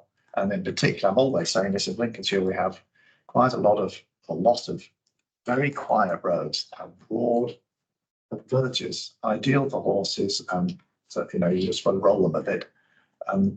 And you've got quite a safe route to walk along. If a car comes, you can step off onto the verge easily, and there aren't that many cars come. But,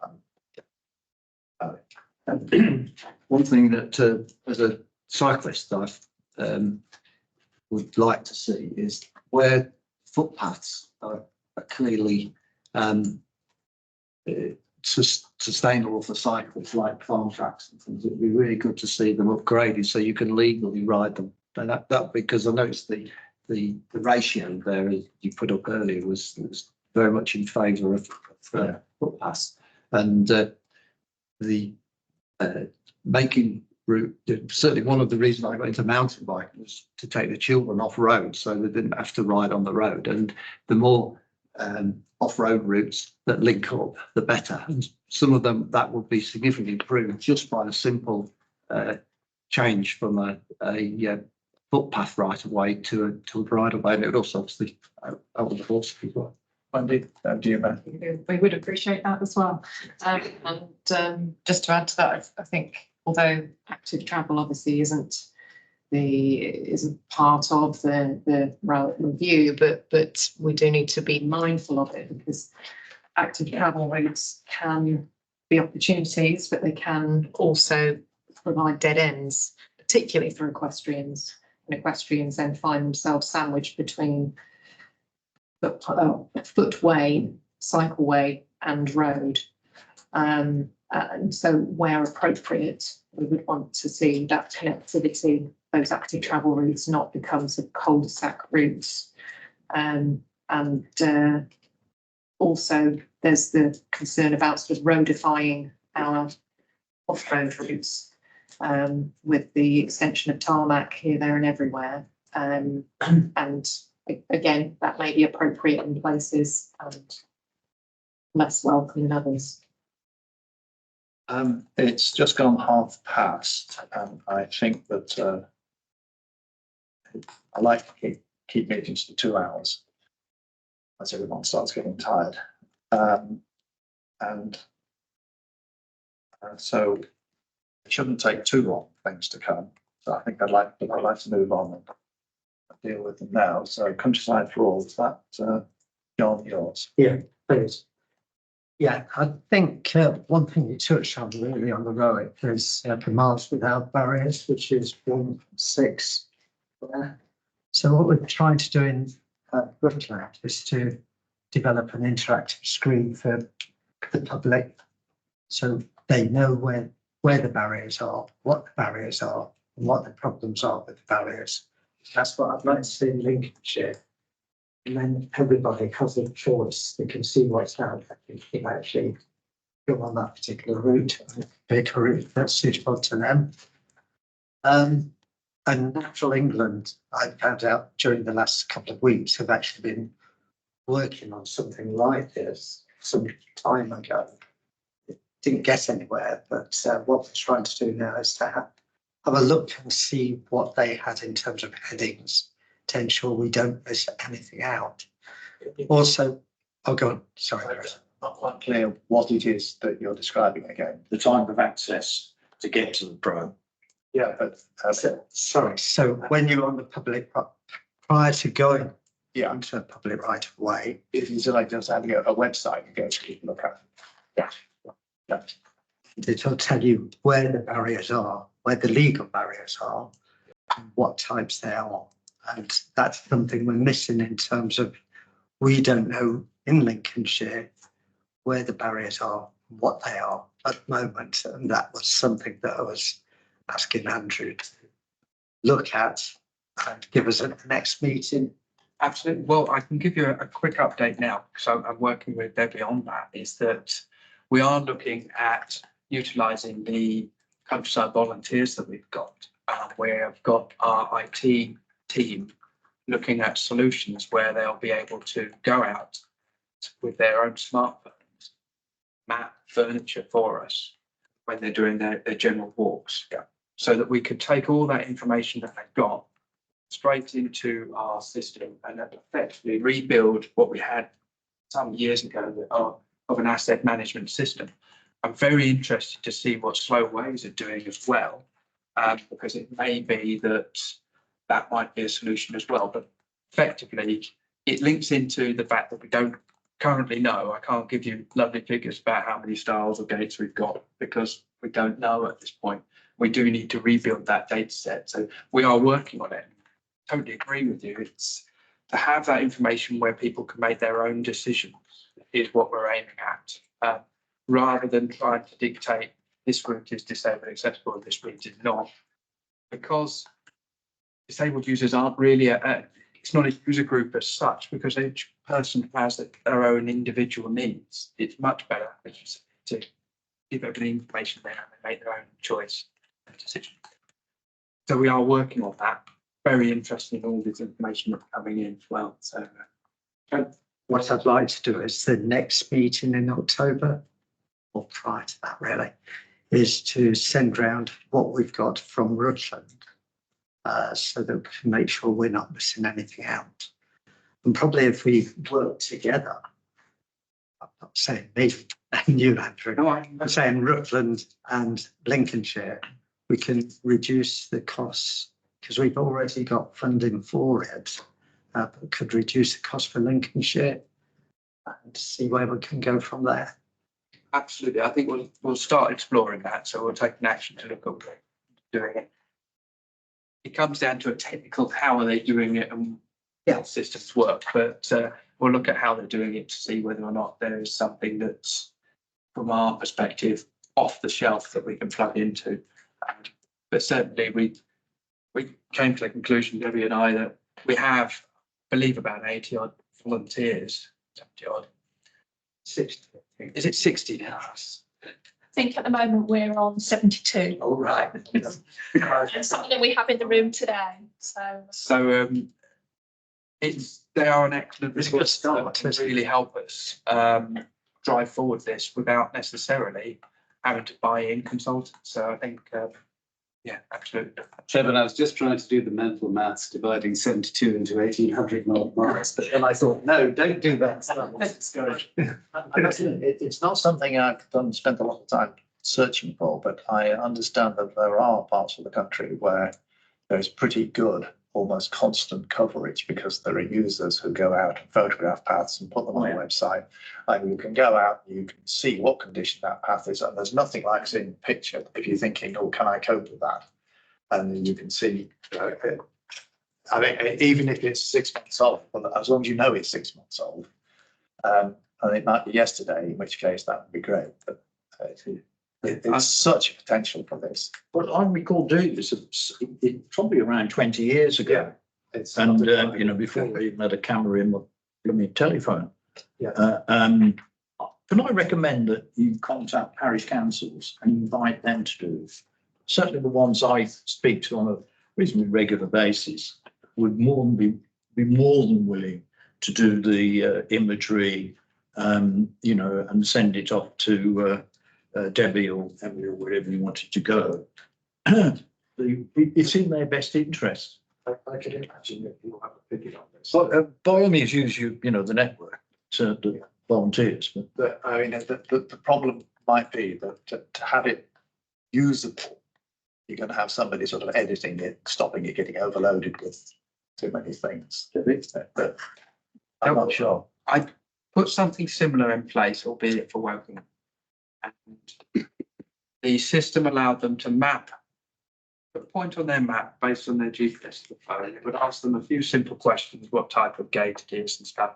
A little bit of text at the end where they could enter what they wanted. And it was the Ramblers Association who did this for us. Yeah. They all went out because, and I'll say that a lot of the volunteers, they're already out there using those paths anyway. Yeah. They all went out, they mapped it all. The level of information we got back at the time was phenomenal, but it went directly into our database systems so that we didn't have to manually input it ourselves. Yeah. There was some cleansing to do, but most of the time that was pretty easy because it was one field was the only one that it could really change. Franklin's got a data set that will tell you the width of every squeeze, style and gap that they've got. A level of information that would be amazing, you know, to the centimetre level because they were so particular. It was fantastic, and the people who did it have got a real ownership of that task, and they like it. So, if you can imagine, yeah, it doesn't allow everything. So it can be done. It's just a case of what's can be done with the systems that we've got that work. So, Just to finish off on this one then. Yeah, thank you for yourself, Thorsten Warren. That's actually back into the portfolio countryside for all leaflets. And Freeston Shore ones for those that are new members on the corner of that table. The other thing was, can you give us an update on the route from the road at Costworth Bridge to the Grantham Canal in terms of, is it on the definitive map yet? I don't think so. it won't be enough. I'll tell you why. It's actually already part of the adopted highway network. So it's already considered highway. I couldn't add it to the map. The issue we got there before we made the physical changes is I'm waiting for confirmation from the landowner that they are happy for people to use it. But I don't want to open it up because what it does is as soon as we repair the gate and fix that little bit of path, I am directing people onto private land. I don't want them to get upset and just stop them at that point. So I'm just waiting for their final confirmation that they're happy with that. But that's the bit I haven't received yet. Can you take it a bit higher up the Canal and River Trust to get an answer? Because we're having problems as well in terms of conversing with them, getting on that bit, you know, doing certain areas. Please. That's where, but I can confirm it's already highway, part of the verge of the road, effectively. If anyone's interested around here in helping me help people that have got limited mobility to get out in the countryside, really appreciate you to get in touch with me, and I can tell you what is available. Things that probably only take you 20 minutes a week would really help us out. Because if we carry on as we are doing, come next year, we're going to have to, got no more volunteers coming forward, got no funding coming forward, and we need help. And if we don't get that help, people with limited mobility are going to suffer. Thank you. That's all I've got to say for that. Apart from, sorry, Victor Clark is looking at routes around Mablethorpe and Sutton that may be suitable for another countryside football leaflet. He wasn't able to come today. I apologise for that, but he's done a fair bit of work for me. So hopefully next time we can see what is done. You're the next one as well. Yes, definitive map application orders. Is that the one? Yeah. So if you remember, Chris, before we used to spend quite a lot of time on that at the meetings.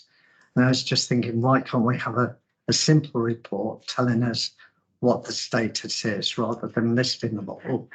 Let's have a summary, and the summary being whatever I've said here, basically to make it shorter, to make it available for everyone to see, to make it available so as we can understand how you're moving forward, and preferably a sort of 12-month rolling report on a monthly basis.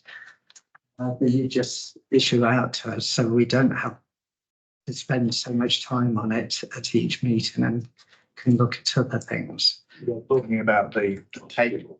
Yeah. Chris made Yes. of all the state of play. Which was great, but it sort of sucked everybody into specific paths, which took a bit of time to Yes, get. people would look at the table and say, well, what about this path? What's happened to that? And it's one local for them. Or they're Yeah.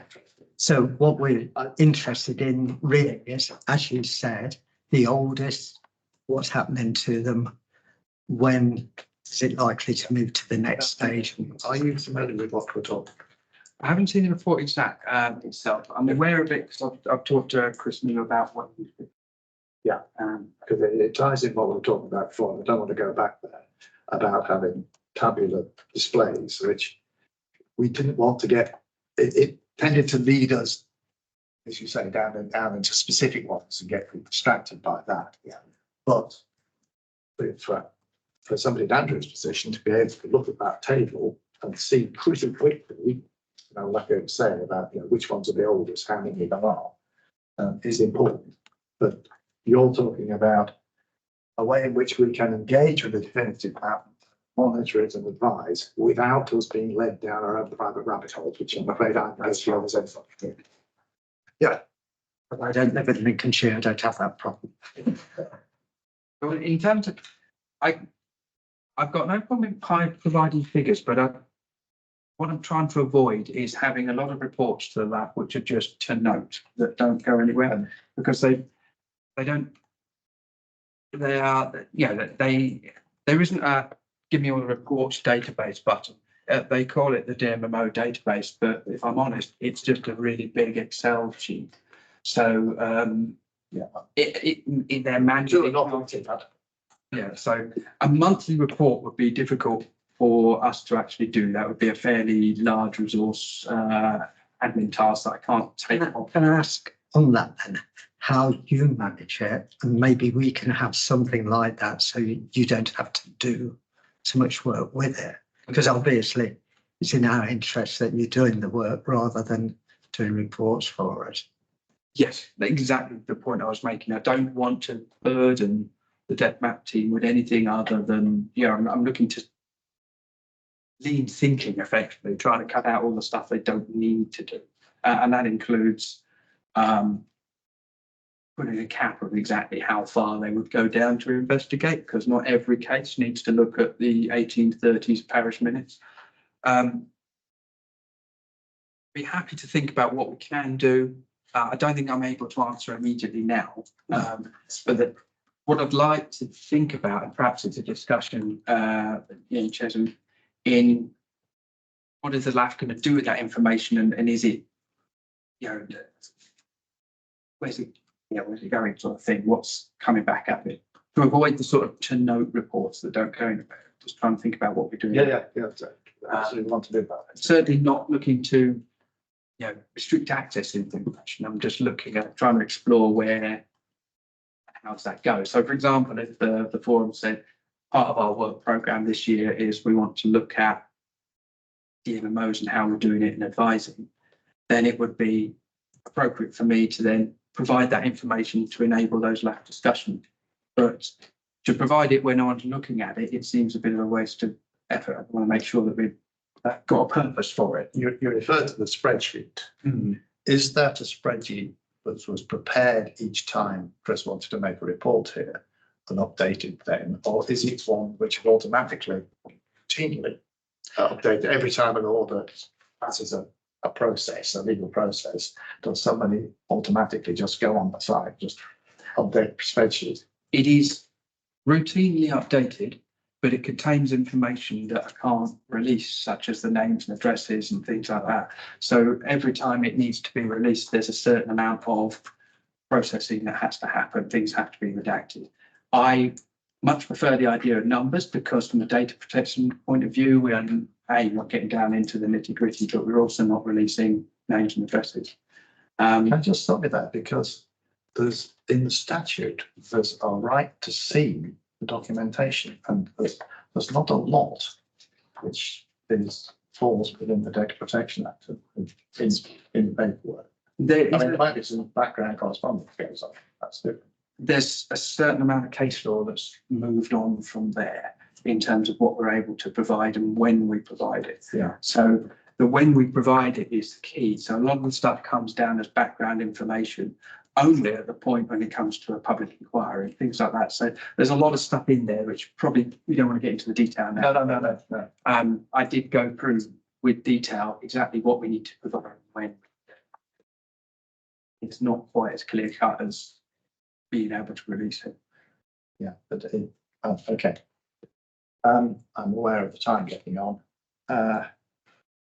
Does anyone have any questions, comments on that? I think you've got the next one, John, as well. Yes, quick one again. In terms of the countryside hall leaflets that we're printing or having printed this year, I think it's about 10,000, something like that. Sorry, 13,000. It's a perfect opportunity to have the local access forum mentioned on there in terms of if you want to find out more about the local access forum, go to a new web page, and obviously we need some more information going on that web page, make it interesting and to make people aware about what we're doing. Obviously our new terms of reference that we produce, that will be helpful, but something bear in mind, it would be about June time that the first leaflets will go out, and all we've got at the moment, which is considerably more than what we had, is a web page, and we've got a list of users, I believe. I think maybe about it, isn't it? Yeah, so that's populated through one of our systems, which we've got one of them for every meeting of the council. We can't attach documents. We can put a little bit of text on there, but I don't know whether the best thing to do if we wanted to add quite a bit more detail or documents and things would be to refer to maybe one of the public rights of way pages. We'd need an actual web page because it runs through a different browser, not the county council website. So we can add a link on there. We can add a little bit more information, but in terms of adding documents and things, we can't do that on that page. I think you've got some web pages within your. I was given that there is some scope to have a web page on there. There's been some regulations on government web pages over the last few years, which has changed and simplified what we're able to show, and it must not be overly complex to the point where some of the government mandated forms that people have to use don't pass the necessary qualifications to go on local government web pages anymore. So just have it. I think I certainly agree that if we want the forum to succeed, having a presence that it enables it to say what it does is very helpful. But things like, for example, the minutes of the meeting wouldn't actually pass the test for the web page. It's only because they go through the committee pages that they're able to. I don't know where we are with North East, so that's something we can drag Matt in. Yeah, I'm quite impressed with North East, to be quite honest. Yeah, we have got web pages, but adding bits and pieces, as you say, it's difficult what you can share. There is a digital team that we've got that produce web pages for me for the fees and charges. So certainly if we've got content, it is a case of passing it over to them to create a web page. It's great because it doesn't mean I need to find a resource to look after it. So I think it would be quite good to have something on the lab. In terms of the leaflets that you've got in your report, Debbie, I believe they're all Visit Lincolnshire is the place for it, isn't it? All the promoted information, all the walk leaflets, countryside for leaflets and biking way information are all now on the Visit Lincolnshire website. So that's visitlincolnshire.com. They've all transferred from the county council website onto there. We need a LAF page to explain what the LAF does, link to the committee, link to Visit Lincolnshire, And then that allows us a springboard for some other area. So is this something we can actually grow on and something that the lab can actually input to? Really, shouldn't it? Yeah, no, I'm happy to take forward, creating the local access or reinvigorating. I'm sure it had a web page before, but It was very sparse. Wasn't much on it, really. I'm not an expert in the new rules for web pages, except for the fact I only know they exist. Everything I write is deemed too complicated. Keeps it. All you know is you keep falling foul of the rules.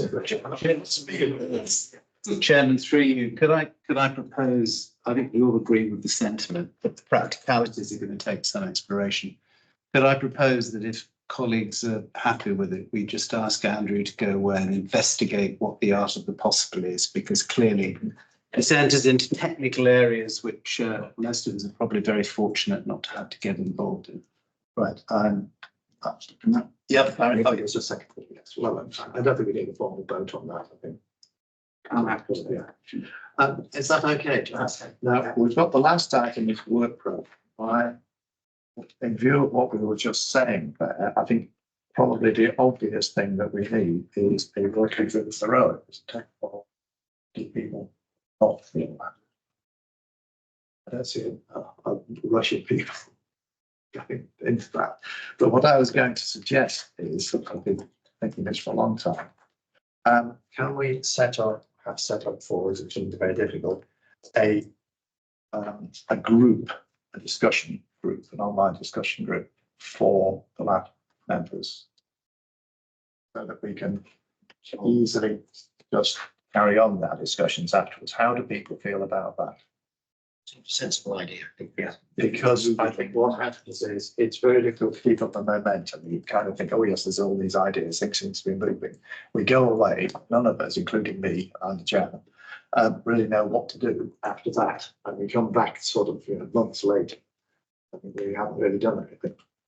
I think it just at least it would get at least some of us talking to each other, and it might work, it might not, and something might come out of it. But I think we're just the right size for an online group. So we're big enough to get enough people taking part for it to be a genuine exchange of views and sparking ideas off each other, and not too big to get unmanageable. Like a WhatsApp group. Yeah, I was thinking the ones I know are Google groups, but used to use which work quite well for me. The meetings, a new member, but the meetings seem to be every 6 months. So Yes, that's a long time. exactly. We go away from here full of enthusiasm. And that's done away in 6 months' time. We've forgotten what we're. Well, So we need something to keep us going. we all go Discussion online. group. By the time we've gone online tomorrow morning and dealt with all the emails we've had, we're probably well down Yeah. That's what happens to everything. Yeah. Well, Yeah, we'll look into what. it's actually useful to do. I mean, Yeah. we can set one up for ourselves, but I think it would be far better to have it, within the system and councils within the system. We use a SharePoint system internally, so we can investigate whether that works. You need to Naturally, check that it's compatible with everybody's ordinary computers. Sometimes things are peculiar to the system. Yes, that's right. And Natural England were moving over from their Hubble system, which they created for each local access forum, and it never seemed to get used. They threatened to going over to SharePoint, and I heard that it was happening, but didn't hear anything more because, if I'm honest, Natural England go in fits and starts in terms of its interest area. I think at the moment they are England Coast Path centric, but we'll explore. Look into it. I like the idea. Having a group that was every member of every local access forum in the country, all with totally different levels of knowledge, all contradicting each other, didn't work. I like the idea. Yeah. I think there needs to be some ground rules if you do that, because my experience of those things, they can get hijacked by people with start discussing their holidays on them and all sorts of things. It's, Yeah, absolutely. Well, you have a manager. There's a group I manage and I've done for a long time, and we don't have any of that problem really. I did early on, I have to sort of, put people on volunteering and warn them. But with a group like this, everybody is more or less coming from the same place, so it's not a big problem. You don't get to just carefully, but I can't see it being a problem. I have some experience. all right.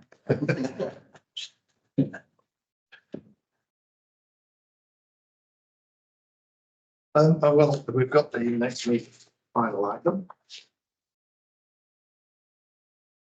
Which are already is, that's a little out of date, isn't it? That was carried over from the previous agenda. Give us the next meeting, this meeting. Oh, Sorry, not No, 25, wait a minute. Yeah, we've currently got in the diary the 22nd of October. Yeah. But there's two other dates, the 22nd of April 2025 and the 14th of October 2025. It's just helpful to get them in the diary as soon as we can. Could you just say those again? We're proposing the 22nd of April 2025 and Tuesday the 14th of October 2025. If And everybody's, the 14th, yeah, got it. yeah, 22nd October 24 as well. Yeah. Yeah. If everyone's happy for us to put them in the diary.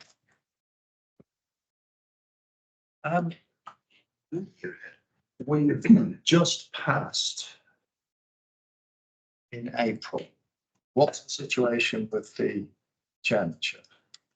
Now we've approved the terms of reference. We do have in there that it will be a 3-year term Oh, right. for the chairmanship. That was in the terms of reference. But we will have to start that period. Yeah, so we are going to have to start that, whether you want to do it in April, where are we? Oh, yeah, it'll be the next meeting. So we'll do it the next meeting, yeah.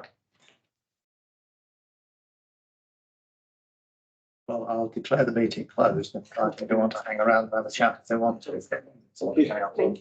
You two able? No, I'm. Cooperating with me.